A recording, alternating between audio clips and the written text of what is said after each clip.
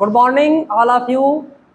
आज हम लोग पढ़ेंगे लेसन 13 का एक्सरसाइज 13.2 और उससे पहले कुछ थ्योरी पढ़ लेंगे। लंबवृत्तीय बेलन का पृष्ठीय क्षेत्रफल यहाँ पे पढ़ना है। हमारा टॉपिक क्या है? लंबवृत्तीय बेलन का पृष्ठीय क्षेत्रफल, यानी जो सरफेस एरिया है किसका? सिलेंडर का पढ़ना है। अब ध्यान से देखो, ये हमारा क्या है? बेलन है, यानी सिलेंडर है। यही सिलेंडर है ना। और यहाँ पे ये सर्क्यूलर ऐसे होता है, ये भी सिलेंडर का हाल है। देखो ये भी सिलेंडर आकार का, ये भी बेलन का है। तो ये जो होता है नीचे वाला और ऊपर वाला दोनों का त्रिज्या मान लीजिए आर है। ये भी त्रिज्या कितना है जी? आर है। और मान लीजिए ऊंचाई कितनी है? टोटल एच है। ऊंचाई कितनी है? एच। हाइट हमारा क्या है? एच है। ठीक है। और त्रिज्या कितना है? आर। अब इसका पृष्ठीय क्षेत्रफल क्या होता है? देखो पृष्ठ का क्षेत्रफल यानी सर्क्यूलर एरिया, ये वाला, ये पूरा देखो ये वाला है ना जी, ये पृष्ठीय क्षेत्रफल होता है। टोटल ये पृष्ठीय क्षेत्रफल होता है। तो इसका लिखोगे बेलन का पृष्ठीय क्षेत्रफल इक्वल टू क्या होता है? 2 पाई आर इंटू एच। ये वाला पूरा हाइट, मतलब ये टोटल लेंथ नीचे वाला और ये पूरा हाइट, दोनों का मल्टीप्लाई कर लेंगे तो हमारा पृष्ठीय क्षेत्रफल निकल जाएगा। ठीक है। अब देखो कभी कभी पूछता है कुल पृष्ठीय क्षेत्रफल। क्या पूछता है जी? कुल पृष्ठीय क्षेत्रफल। कुल पृष्ठीय क्षेत्रफल क्या होगा? पृष्ठीय क्षेत्रफल तो होगा 2 पाई आर और ब्रैकेट में देखो 2 पाई आर एच होगा और ब्रैकेट में ये वाला ऊपर का भी एरिया, टॉप वाला, देखो टॉप भी सर्क्यूलर एरिया है और नीचे वाला भी सर्क्यूलर एरिया है ना।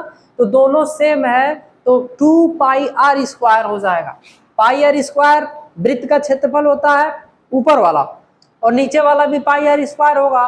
तो दोनों को जोड़ोगे तो कितना होगा? 2 पाई आर स्क्वायर होगा ना जी। क्या हो जाएगा? 2 पाई आर स्क्वायर, यही होगा। ये प्लस होगा बीच में, ध्यान से देखना, ये प्लस कर लेना, दोनों को जोड़ेंगे। अब इसमें से कॉमन कुछ ले लीजिए, 2 कॉमन ले लीजिए, पाई कॉमन ले लीजिए, आर कॉमन लेंगे तो क्या हो जाएगा?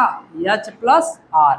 तो आपसे पूछ दे कि बेलन का कुल पृष्ठीय क्षेत्रफल क्या होगा, तो 2 पाई, ठीक है, आर और ब्रैकेट में एच प्लस आर। आ गया समझ में?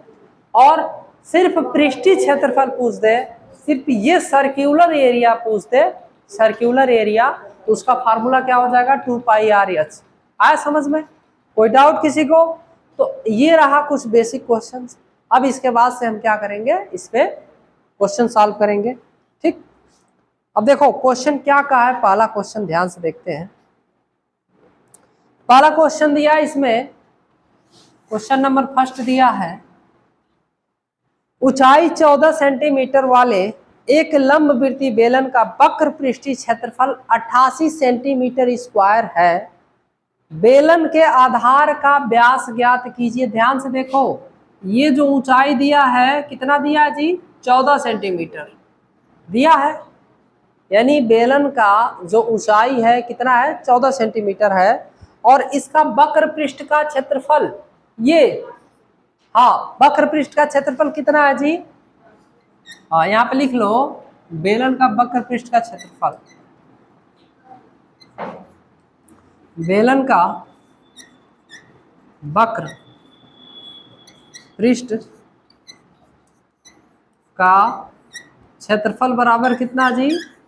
88 सेंटीमीटर स्क्वायर है ना जी, यही है ना, यानी 88 सेंटीमीटर स्क्वायर हमारा वक्र पृष्ठ का क्षेत्रफल है। पूछ रहा है व्यास क्या होगा? व्यास यही होता है ना जी, डायमीटर यही होता है ना। त्रिज्या का दुगुना क्या होता है? व्यास होता है। त्रिज्या का दुगुना क्या होता है? व्यास। तो सबसे पहले अगर हम त्रिज्या निकाल लेते हैं तो आसानी से हम व्यास निकाल लेंगे। तो अब बताइए बेलन का वक्र पृष्ठीय क्षेत्रफल का फार्मूला क्या होता है? 2 पाई आर एच। यहाँ पे लिख लीजिए 2 पाई आर एच इक्वल टू क्या है? 88 सेंटीमीटर स्क्वायर।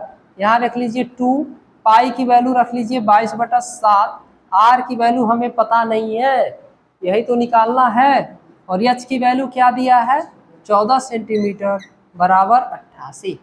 7 से काटो, 7 दूनी 14, और ये गुणा कर लो या इसको सब ट्रांसफर कर लो इधर, तो ये हो जाएगा 88 डिवाइडेड बाई 2 गुणे 22 गुणे कितना होगा जी 2। और ये जब भाग दोगे ना तो 2 दूना 4, और 4 में 22 से गुणा करोगे तो 88 आएगा, पूरा कट गया। ये कितना आ गया 1 सेंटीमीटर, यानी त्रिज्या कितना आएगा 1 सेंटीमीटर आएगा। और ये जो आपका त्रिज्या है, देखो त्रिज्या कितना आ गया 1 सेंटीमीटर, तो व्यास क्या होता है त्रिज्या का दोगुना, तो 2 गुणे क्या हो जाएगा r, ये 2 गुणे कितना हो जाएगा 1, और ये हो जाएगा 2 सेंटीमीटर, यानी व्यास कितना होगा जी 2 सेंटीमीटर। कोई डाउट? कर लोगे? आसान था। चलो राइट डाउन,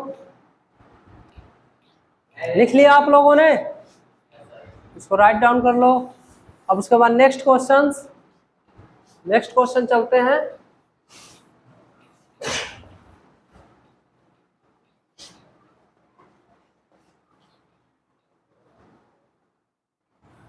दूसरा क्वेश्चन क्या कहा है, धातु की एक चादर से 1 मीटर ऊंची और 140 सेंटीमीटर व्यास के आधार वाली एक बंद बेलनाकार टंकी बनाई जानी है, ठीक है।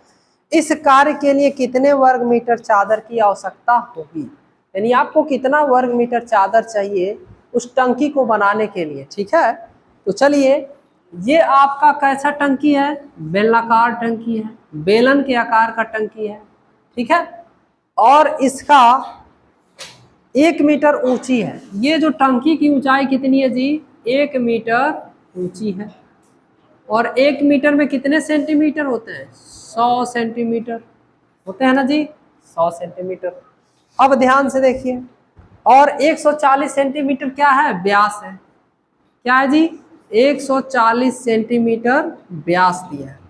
अब ध्यान से देखना, व्यास का आधा क्या होता है त्रिज्या, व्यास का आधा क्या होता है त्रिज्या, तो त्रिज्या कितना हो जाएगा 140 का आधा करेंगे 70, क्या हो जाएगा जी 70 सेंटीमीटर हमारा रेडियस हो जाएगा, त्रिज्या हो जाएगा, ठीक है। अब चलिए हम इसका एरिया निकाल लेते हैं, कितना एरिया लगेगा इस टंकी को बनाने के लिए, ठीक। तो एक चीज बताओ, ये पूरा टंकी बनेगा, वक्र पृष्ठ भी बनेगा, ऊपर का भी बनेगा और नीचे का बनेगा ना। आधार के व्यास एक बंद बेलनाकार टंकी, यानी बंद है। अगर ऊपर खुला कहता तो ऊपर का क्षेत्रफल हम नहीं लेते, लेकिन कहा है कि बंद होनी चाहिए, यानी नीचे से भी लगेगा और ऊपर से भी लगेगा, और ये वाला पूरा, यानी टोटल आपको कुल पृष्ठीय क्षेत्रफल निकालना पड़ेगा। तो लिखोगे बेलनाकार टंकी की कुल पृष्ठीय क्षेत्रफल, क्या लिखोगे पृष्ठीय क्षेत्रफल हमको निकालना है, बराबर क्या हो जाएगा, यहाँ बराबर ले लीजिए 2 पाई r ब्रैकेट में h प्लस r, यही तो होगा 2 पाई r ब्रैकेट में h प्लस r आपका क्या होगा कुल पृष्ठीय क्षेत्रफल हो जाएगा। यहाँ पे रख लीजिए वैल्यू, ये हो जाएगा पाई की वैल्यू 22/7, r की वैल्यू कितनी है जी 70, और h की वैल्यू कितनी है 100 सेंटीमीटर, और प्लस r की वैल्यू कितनी है 70 सेंटीमीटर। कट करो, 7 से कट करोगे ये 10 हो जाएगा, और ये मल्टीप्लाई करोगे तो हो जाएगा 440, और ब्रैकेट में कितना हो जाएगा जी 170, और इसको डिवाइड कर लीजिए, मल्टीप्लाई कर लीजिए, तो ये होगा आपका 440 गुणे कितना हो जाएगा जी 70, और गुणा करके लिख लो, ये आ जाएगा सेंटीमीटर स्क्वायर। अब चाहो तो मीटर स्क्वायर में भी लिख सकते हो, लेकिन इसको 10,000 से आपको क्या करना पड़ेगा भाग। चलो गुणा करो, गुणा करके हमको बताओ।